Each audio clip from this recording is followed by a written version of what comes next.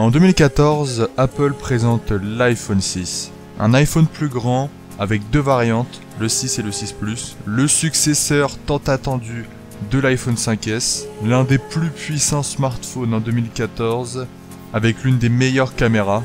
Mais tient-il ses promesses en 2017? C'est ce que nous allons voir tout de suite.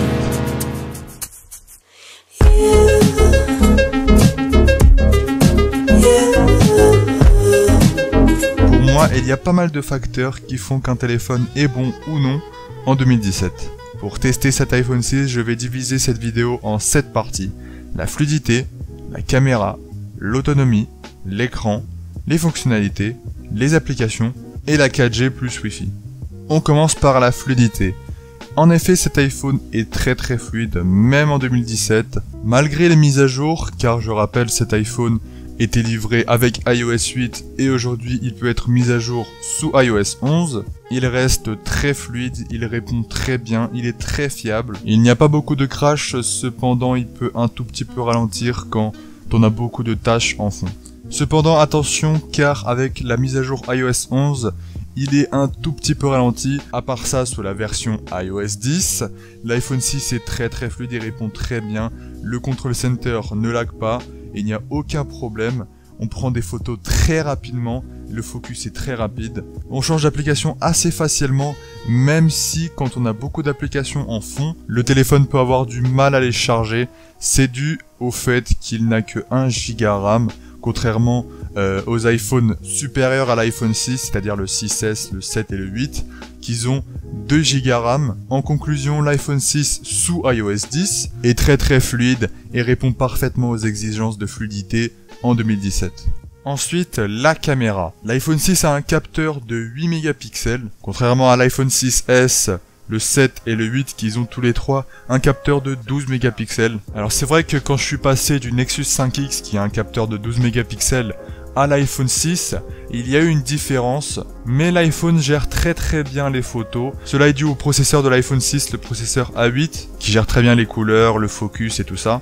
La qualité est un peu moins bonne que sur les téléphones supérieurs, mais cela reste très correct pour faire des photos au quotidien. L'enregistrement vidéo se fait en Full HD, 30 fps, il peut aussi faire du 720p en 240 fps.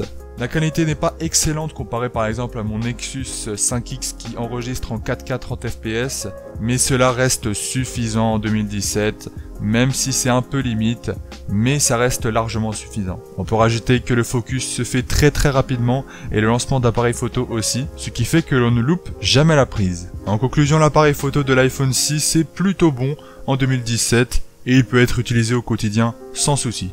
On passe maintenant à l'autonomie de l'iPhone 6. Alors moi je suis quelqu'un qui utilise beaucoup son smartphone et l'iPhone 6, malgré que mon modèle a 1 an et demi, la batterie tient une journée sans problème. À 7h du matin j'ai 100% et à 18h j'ai à peu près 30% restant. Alors c'est vrai que l'autonomie en utilisation n'est pas excellente, quand on utilise beaucoup le téléphone la batterie baisse vraiment assez rapidement, mais il faut savoir que les iPhones ont un excellent stand-by, c'est-à-dire que si on met l'iPhone en veille, il ne perdra rien. Si vous mettez l'iPhone en veille à 30%, il restera à 30%, même 3 heures après. Et je peux vous assurer que ça m'a sauvé de beaucoup de situations où je n'avais pas de chargeur pour le recharger et qu'il me restait 40% à peu près. Il suffit de le mettre en veille ou de l'éteindre et vous gardez la même quantité de batterie. Ce qui n'est pas le cas par exemple avec mon Nexus 5X. En conclusion, l'autonomie de l'iPhone n'est pas excellente, mais l'autonomie stand-by fait que l'autonomie reste très respectable. Donc, il n'y a aucun souci de ce point-là. On passe à l'écran de l'iPhone. Il s'agit d'un écran 4,7 pouces de résolution 1334 x 750 pixels. En 2017, la taille d'écran moyenne est de 5 pouces, donc 4,7 pouces c'est un peu petit. Mais dans l'utilisation de tous les jours, grâce à la fluidité de l'iPhone, ça ne se remarque pas vraiment. Pour une utilisation de tous les jours, ça reste assez confortable, mais pour du multimédia, c'est inacceptable. En effet, déjà, l'écran n'est pas vraiment lumineux, donc quand vous sortez dehors en plein soleil, l'écran devient beaucoup moins lumineux. Ensuite, l'écran est assez petit. Et pour finir, la résolution, le gros point noir de l'iPhone 6 en 2017. Cette résolution, pour moi, elle est tout simplement trop faible. Moi je suis un très gros consommateur de vidéos sur YouTube et à chaque fois que je veux regarder des vidéos sur mon portable, je sors mon Nexus 5X parce que sur l'iPhone 6, c'est tout simplement trop petit et la résolution est assez faible. En conclusion, l'écran de l'iPhone 6 au quotidien reste très correct, sa petite taille ne se remarque pas tant que ça, mais pour regarder des vidéos sur YouTube, pour ma part, c'est tout simplement inutilisable. L'écran est trop petit et la résolution aussi, mais après c'est mon avis, je pense que certaines personnes pourront se débrouiller avec sans trop de problèmes. On passe aux fonctionnalités de l'iPhone. Il embarque un capteur Touch ID, le NFC compatible uniquement pour Apple Pay, du Bluetooth 4.0 et plein d'autres fonctionnalités. Au niveau du Touch ID, il est un peu lent car je pense que c'est du Touch ID première génération. Donc par rapport à un Nexus 5X, c'est vrai que déverrouiller son téléphone c'est un peu plus long.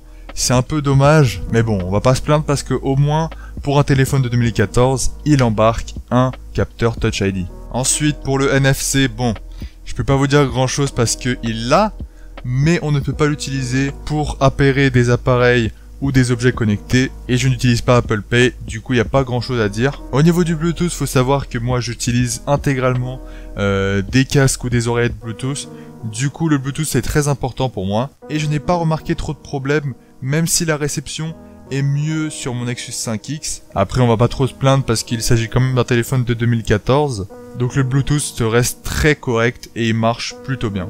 Et au niveau du GPS, alors là, il est excellent. Mon Nexus 5X a du mal à se calibrer de temps en temps, mais l'iPhone 6 se calibre automatiquement avec une grande précision. La navigation GPS fonctionne très bien. La boussole aussi fonctionne très bien et elle est très précise. Donc au niveau des fonctionnalités, l'iPhone 6 s'en sort très bien.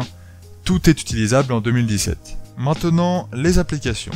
Alors moi j'ai installé toutes les applications de base, y compris quelques applications Google, et sans surprise, vu qu'on est sur iOS 10, tout est compatible et tout marche vraiment très bien. Snapchat est vraiment très fluide, et même pour un téléphone de 2014, ça marche très bien, même si de temps en temps il peut y avoir quelques petits ralentissements, mais bon après tout c'est Snapchat. Facebook, Twitter, YouTube, les mails, WhatsApp, Messenger, etc. Toutes ces applications fonctionnent parfaitement. Donc sur ce point-là, l'iPhone 6 est encore une fois excellent, même après 3 ans. Et pour finir, on passe à la 4G et à la Wi-Fi. Au niveau de la 4G, on est sur du LTE catégorie 4, c'est-à-dire que le débit descendant maximum est de 150 MB par seconde et le débit montant est de 50 MB par seconde au maximum. Bon, faut avouer que les iPhones au niveau de la 4G sont assez en retard par rapport aux autres flagships de 2017, mais l'iPhone se différencie par rapport aux autres grâce à ses antennes. Alors je sais pas vraiment pourquoi, mais j'ai remarqué que sur les iPhones, donc notamment le 6, le SE, le 7, enfin tous les iPhones récents, ils captent plus facilement la 4G que les téléphones Android. Et ils arrivent à capter des signaux que les téléphones Android n'arrivent pas à capter. Certains ne seront pas d'accord avec moi, mais c'est le cas. Mon Nexus, à des endroits, n'arrive pas à capter la 4G, tandis que l'iPhone, il arrive. Donc malgré que le débit max soit de 150 MB par seconde, c'est tout à fait utilisable en 2017. Au niveau de la Wi-Fi, personnellement, dans mon appart, avec une Wi-Fi de 300-400 MB par seconde au maximum, j'arrive à capter dans les 100 avec l'iPhone 6, ce qui est plutôt bien.